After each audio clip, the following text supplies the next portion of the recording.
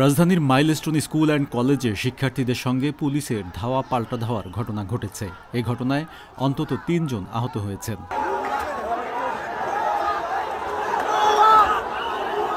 মঙ্গলবার দুপুর ১:২টার দিকে মাইলস্টোন স্কুল অ্যান্ড কলেজ প্রাঙ্গণে পুলিশের সঙ্গে শিক্ষার্থীদের পাল্টাপাল্টি ধাওয়ার ঘটনা ঘটে।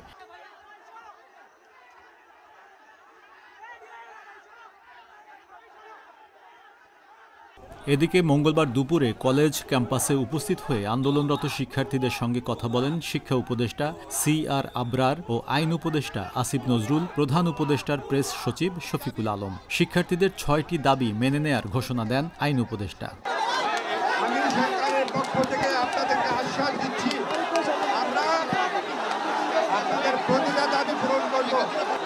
এছাড়া আপনারা আমাদের সাথে যেই বাহিনীরা খারাপ ব্যবহার করেছে, সরকারের পক্ষ থেকে আমরা ক্ষমা চাচ্ছি এবং এই ব্যাপারে আমরা উপযুক্ত ব্যবস্থা গ্রহণ করব।